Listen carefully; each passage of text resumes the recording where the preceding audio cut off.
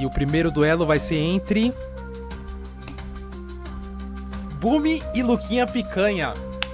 Let's go, let's go, let's go. Vambora. Caraca, vambora. Bumi e Luquinha Picanha. Primeiro, Bumi. O que será que eu sou? Maria era uma ameba. Essa é a única maneira possível de descrevê-la. É importante salientar que quando digo que Maria era uma ameba, eu não digo no sentido pejorativo como nossa, ela é tão burra quanto uma ameba, ou coisa parecida. Não, Maria era literalmente uma ameba. Ela era uma massa amorfa de tecido adiposo e pele. Uma grotesca bola de carne que crescia nas paredes do laboratório onde fora criada com um tumor. Porém, ao contrário da imensa maioria das amebas, Maria tinha um cérebro. Também tinha uma boca que se espalhava pelo aglomerado gelatinoso e sem ossos, que era o seu corpo, e também um sistema auditivo rudimentar, mas sem nenhum olho. O nosso time de cientistas achava que seria cruel demais para uma criatura como ela encarar a própria imagem do espelho. Eu era o chefe dos cientistas na época, era o responsável por criar essa monstruosidade, ou essa criança. Afinal, era essencialmente isso que ela era, uma criança. Uma criança sem ossos, sem músculos, sem olhos, sem qualquer característica que pudesse se fazer humana, tirando o seu cérebro. O corpo de Maria era uma prisão e eu era o seu carcereiro. Por anos eu penso, como ter sido capaz de tamanha crueldade? Como posso ter criado um ser que estava condenado desde o seu nascimento a ser nada? Nada mais que uma esponja falante. Esses pensamentos eles me atordoam até hoje. Acho que jamais me perdoarei. Ela, porém, pelo menos em seus primeiros anos, parecia não ter consciência da sua situação, e falava e ria como qualquer outra criança. Uma criança cega e paralítica no caso. Eu entrava na cela de contenção dela e lhe contava algumas histórias. Ela permanecia pregada na parede como uma mancha que ninguém consegue tirar ou um casulo do qual sairia nenhuma borboleta. Dr. Steeman, dizia ela com uma doce voz que ninguém esperaria que viria de uma bola de carne. Por que eu não enxergo? Me doía o fato de que éramos proibidos de contá-la a verdade sobre suas origens. Era para ela ser uma arma biológica inteligente, afinal de contas, não era uma criança. Ora, querida, eu já te expliquei. Você nasceu com uma condição rara que não permite que você tenha olhos desenvolvidos como o meu. É por isso que eu também não tenho pernas, doutor? Sim, querida, é por isso. Mas pelo menos você tem suas raízes, não é? É, raízes são legais. Acho que nem toda menina tem raízes, né? Nós rimos das nossas conversas. Ela era a menina mais doce que eu já conheci. Por mais que eu tentasse vê-la como uma coisa, um objeto de estudos, ela ainda era como uma filha para mim. Isso foi até o seu aniversário de 12 anos. Maria havia crescido consideravelmente. Suas raízes e apêndices agora se espalhavam pela sala. Ela era como um pequeno jardim de carne que se estendia pelo cômodo. Ela inclusive tinha um controle total sobre as suas raízes e conseguia movimentá-las como nós movimentamos nossos braços e pernas. Bom dia, doutor, disse Maria. Bom dia, querida. Feliz aniversário. Eu trouxe um pouco de bolo pra você e... doutor, antes da gente comemorar, eu tenho que te perguntar uma coisa. Você tem mãe, não tem? Aquela pergunta me assustou porque eu já previa o que ela perguntaria em seguida. Eu tenho, Maria. Por que a pergunta? Bem, é que eu escuto às vezes você e o resto do pessoal do hospital falando sobre a mãe de vocês, mas... E eu? Cadê a minha mãe? Querida, a sua mãe, ela morreu. Então, eu não tenho mãe? Sua voz indicava um choro. Mesmo que ela não tivesse olhos, sua voz era de uma tristeza tão profunda que era quase impossível ver as lágrimas. Eu sinto muito, querida. Eu devia ter te falado isso antes e... Doutor, por favor, vá embora. Eu preciso ficar um tempo sozinha. Mas o bolo... Vai embora! Eu saí da sala calado, também chorando, repensando toda a minha vida e em como eu pude condenar a vida daquela pobre criança que, apesar de não ter um corpo, tinha uma alma. Depois desse episódio, meus superiores no governo resolveram me afastar por um tempo. Eu voltei 3 anos depois para ver como ela estava. Ela agora não estendia apenas por uma sala, mas por 3 andares inteiros do prédio que dentro de alguns anos seria essencialmente ela, seria seu corpo, um edifício vivo. Enquanto divagava pelas possibilidades da minha criação, eu entrava na sala onde a boca de Maria se encontrava. Maria, como você cresceu? Oi, ela respondeu secamente. Nossa, eu esperava uma saudação um pouco mais calorosa pelo seu velho amigo. Você mentiu. Aquela frase me gelou a espinha. Teria ela descoberto a verdade? Mas como? Maria, querida, me desculpe, mas eu não tô te entendendo. Você mentiu, doutor, sobre a minha mãe, sobre a minha deficiência, sobre tudo isso. Isso aqui nem é um hospital, isso é um laboratório. Querida, acho que talvez você esteja um pouco confusa. Quem te contou essas coisas? Eu tenho ouvidos, sabia? Ouvidos que se estendem por cada fresta desse prédio. Eu já ouvi cada conversa, cada comentário, cada mísera palavrinha. Eu sei que eu não tenho mãe, porque eu fui criada. E eu não tenho pernas nem olhos, porque eu sou uma coisa. Os faxineiros me chamam de mancha, os médicos de infecção. Eu sou uma aberração. Querida, não seja tão dura com você mesma. Você não é uma aberração. Então, o que eu sou? O que eu sou? Você é minha filha. Mentira! Eu sinto o chão e as paredes dos prédios tremendo. Maria estava se movimentando como uma adolescente histérica, dando chutes de raiva nas paredes do quarto. Maria, por favor, se acalme. O que você quer que eu fale? A verdade!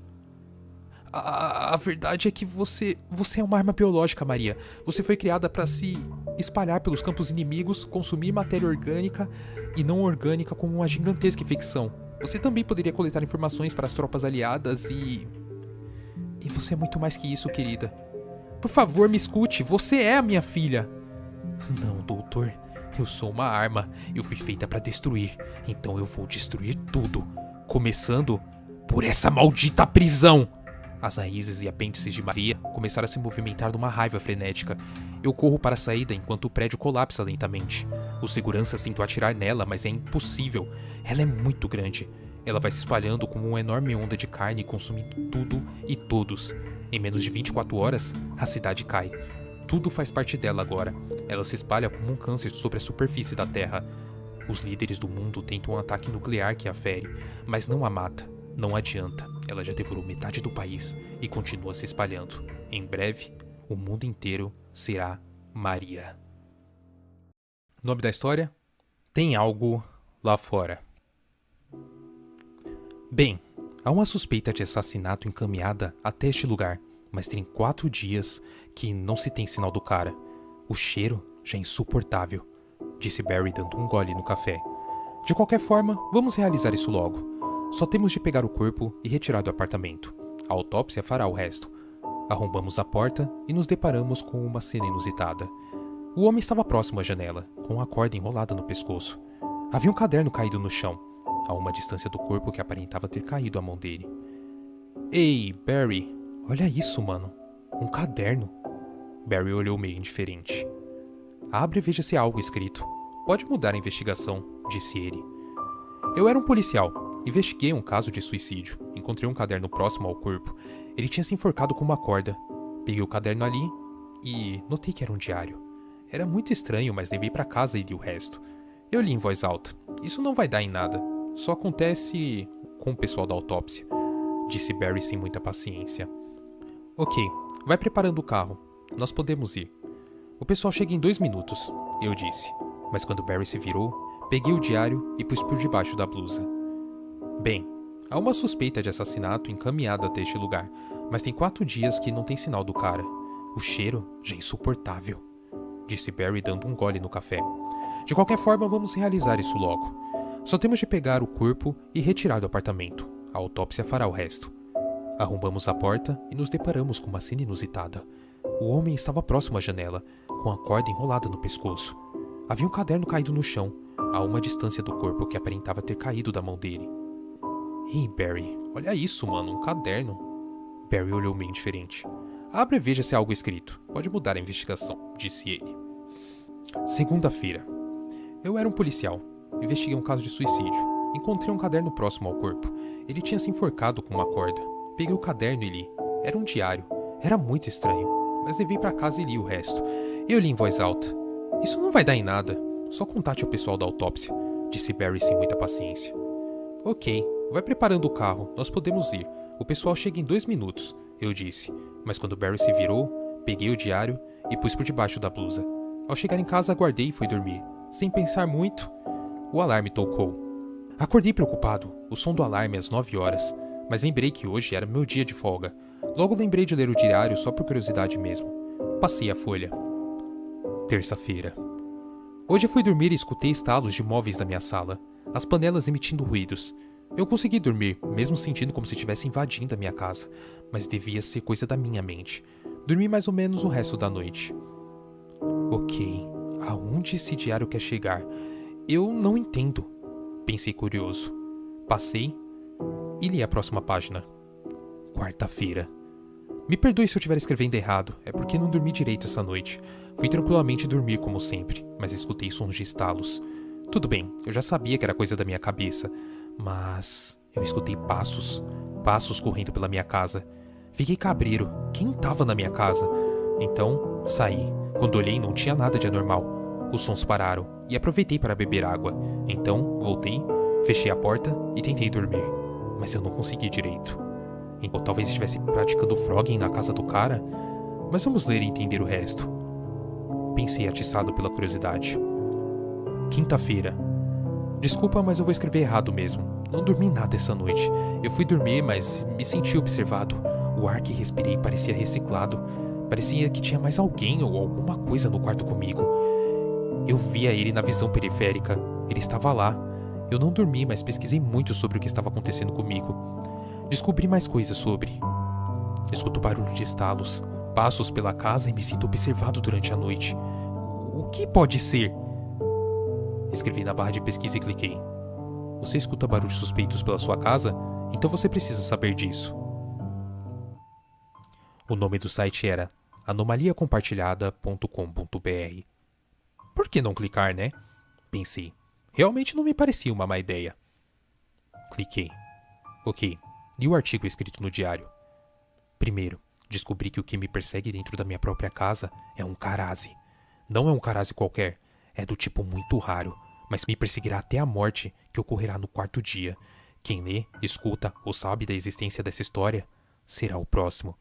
Boa sorte para você. Eu já não tenho mais tempo. Eu acho que eu vi algo na minha visão periférica, ao lado da minha cama. Hoje é meu quarto dia e a corda já tá pronta. E vamos ver quem passou para a próxima fase.